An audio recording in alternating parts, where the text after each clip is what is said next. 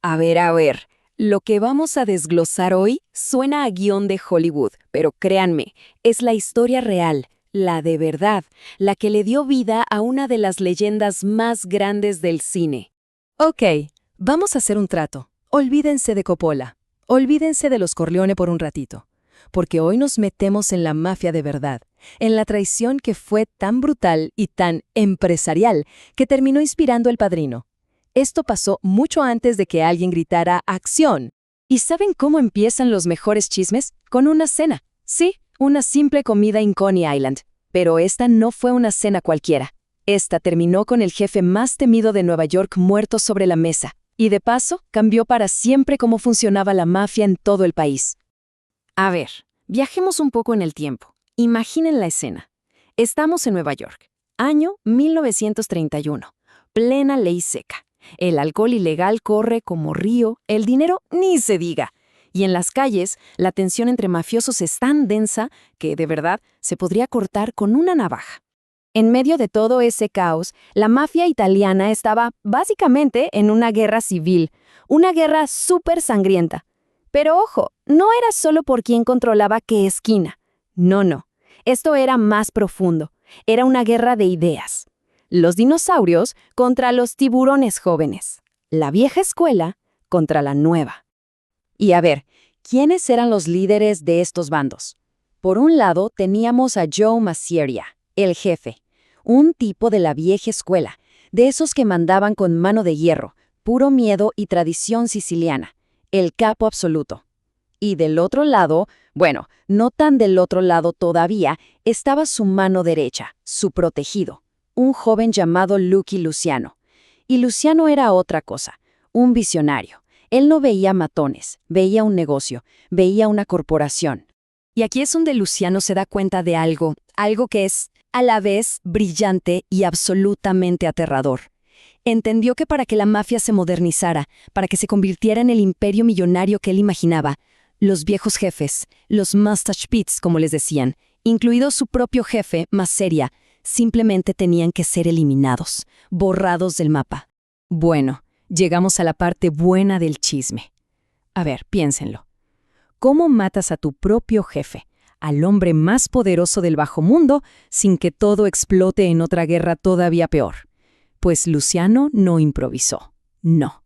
Él diseñó un plan, una obra maestra de la traición. Luciano se convirtió en el mejor actor del mundo. Para Masseria, él era su muchacho de confianza, su heredero. Se pasaban el día juntos, comían, jugaban a las cartas. Luciano le sonreía, le daba la razón en todo. Pura lealtad, por fuera.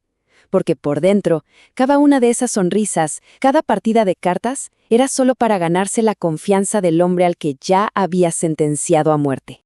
Y finalmente llegó el día, 15 de abril de 1931. Todo estaba listo. La trampa estaba puesta y se iba a ejecutar en 4 actos como una tragedia griega. Primero, la comida. Después, las cartas. Luego, una excusa muy simple. Y para terminar, la ejecución. Estaban ahí, en el restaurante, en plena partida de cartas. Todo normal, relajado. Y de repente, Luciano se para y dice la frase más inocente del mundo. Voy al baño. ¿Quién lo diría? Esas 3 palabritas eran la señal, el interruptor que activaba la masacre. Luciano ni bien desaparece por la puerta del baño y ¡pum! Entran 4 tipos armados. Y no eran ningunos novatos, ¿eh? La leyenda cuenta que ahí estaban futuros jefes de la mafia, gente como Vito Genovese y Albert Anastasia, nada más y nada menos. Masseria ni siquiera vio lo que venía. Se escucharon los disparos, uno tras otro. El jefe, el gran Joe the Boss Masseria, cayó muerto ahí mismo, sobre la mesa, con el haz de diamantes en la mano. De verdad es una imagen que parece sacada directamente de una película. Y ahora viene la mejor parte.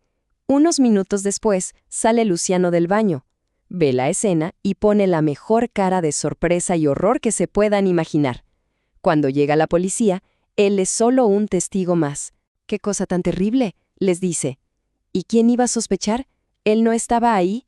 Su coartada era perfecta. Pero a ver, que nadie se confunda. Esto no fue solo un mafioso matando a otro para quedarse con su puesto. No, no, no. Esto fue una movida empresarial. Fue el día en que la mafia de Nueva York dejó de ser un montón de pandillas peleándose y se convirtió oficialmente en un negocio organizado a nivel nacional. Y aquí está la genialidad de Luciano. En vez de decir, ahora yo soy el rey, hizo algo mucho más inteligente. Creó lo que se conoció como la comisión. Piensen en ella como la junta directiva de una gran corporación, un lugar donde los jefes de las familias más importantes se sentaban a hablar, a dividir el mercado, a poner reglas, una especie de ONU del crimen. O sea, con esto se terminó para siempre la idea de un solo jefe absoluto, el capo di tutti capi. Se acabaron las guerras por ego. A partir de ese momento, la mafia tenía una estructura, tenía reglas y, lo más importante, se enfocaba en hacer dinero. El crimen organizado, por fin, estaba organizado. Y es justo en este punto, en esta historia real de traición, estrategia y negocios, donde nace la semilla de El Padrino. La realidad, una vez más, demostró ser mucho más increíble que cualquier cosa que un guionista pudiera inventar. Piénsenlo bien.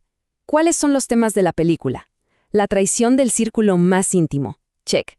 Un asesinato que no es personal, sino de negocios. Check. El choque entre la vieja generación y la nueva. Check. La reorganización total del poder para crear un nuevo orden. Doble check.